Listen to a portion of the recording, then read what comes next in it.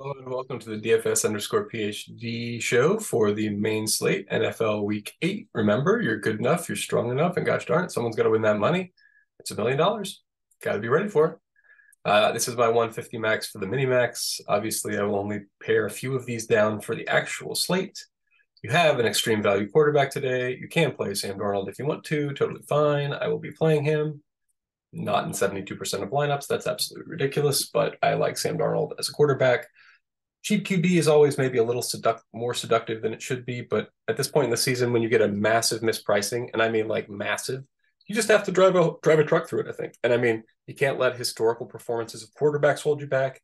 You can't let historical performances of Sam Darnold hold you back. San Francisco's not that bad. Obviously, they're not going to like ramp up his passing or anything, but could he QB sneak one over? Yeah.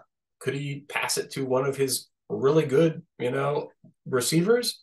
Yeah. I mean, is he probably going to check it down to his tight end infinity times? Yeah. But my overall point, he's clearly the best value on the whole slate by a wide margin. So you should play a lot of him. 40% is probably too little.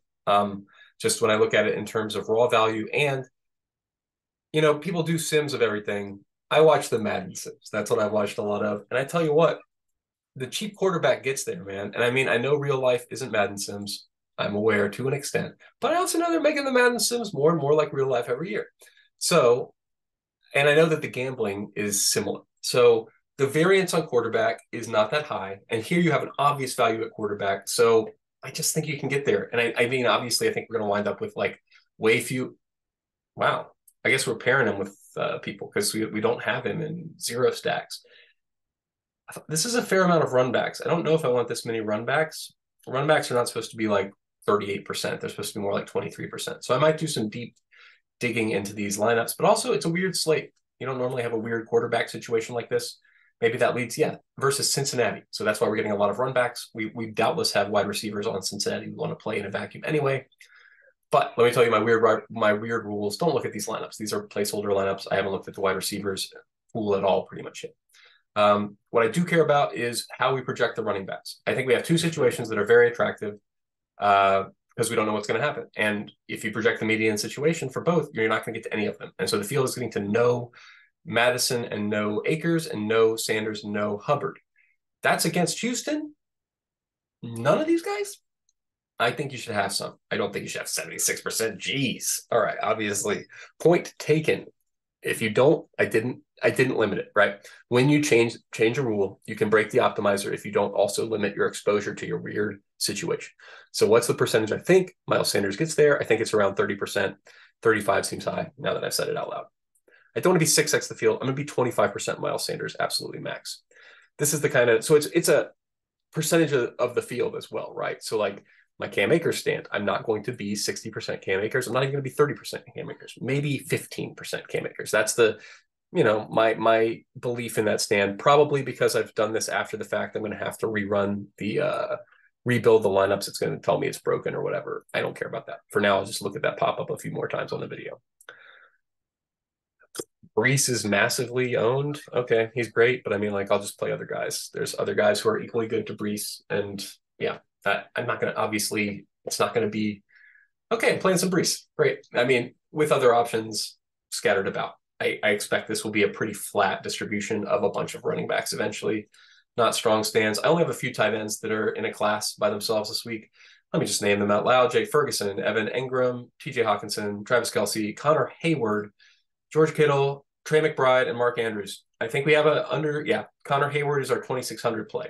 He's the tight end for Pittsburgh. So, I mean, like, you got to play a $2,600. You just got to love what that allows you. So for 8% of lineups, I will be unique, completely unique, just because I'm allowing that weird situation nobody ever remembers to put in there. Flex spots, people do ask about, like, do you allow tight ends? Yes. That's stupid not to let Travis Kelce be your second flex spot in like a third of your lineups. Travis Kelce's good. In the case where a single other tight end does well that week, there's a reasonable chance double tight end is optimal. However, now that I've said that, I don't really want more than 10% of Kelce in the flex. Because just I don't want that's like historical averages are 5% tight end in the flex. So I don't want to be like 40%. That's like 8 times historical averages. That's way out of bounds. I mean, Kelsey's great, but he's not. I mean, even with Taylor Swift there this weekend, I'll be at 3x historical averages or something like that. So 15% tight ends wouldn't upset me. Ayuk's great. Chase is great. You can see we're getting to a lot of San Francisco-Cincinnati game, probably by virtue of having the quarterback.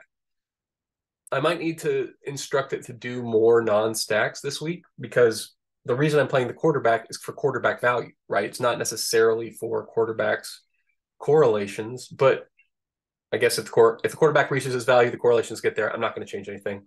DST, just a couple weird ownerships that I had to X out. No Falcons. Don't care. Don't care why that is. Not doing it. Vikings, Jags, not doing it. And then we have some low projections, the rest of them, but you're not going to play those teams anyway. Falcons and Niners are the ones that I just completely crossed off. Yeah, makes sense. Too expensive. Don't need to pay up for defense ever. That a position that doesn't score any points. I don't have thoughts about wide receiver in general. It's a position where you got to get lucky. Hope your guy scores a bunch of touchdowns and stacking considerations, of course. But like, well, what's my leverage plays? It's just going to be Saber Sims leverage plays and you obvious leverage plays. So, look these up. If you got a wide receiver guy, go to your wide receiver guy because too many of them. And they get there not really by virtue of their own play. Like we'll talk about them on the showdown slates because you got to, but like arbitrage is just, I don't know. You hope your guy catches a touchdown, right? Basically. So I'm projecting Cooper. Yeah, not very much Cup, I guess is the main question. I'm going to a lot of Tyreek and Chase instead of those upper guys. Ayuk a lot, obviously, because of the game I'm expecting to be high scoring. All right, that's pretty much it. I don't really have much to say about this particular football slate. I did prep this slate a while ago as well. Let me see if I have any other rules that I just forgot about. I think it's mostly max 1 Minnesota RB and max 1 Carolina RB. All right, yep, that's what I told you about. Maybe we have another value pop up. Always pay attention to the injury reports 90 minutes before lock, and check out our Discord where I will make notes and where other guys will make notes. Thank you guys. Pretty active in the Discord now. So yeah, you're good enough. You're strong enough, and gosh darn it, someone's got to win. That money might as well be us, millionaires.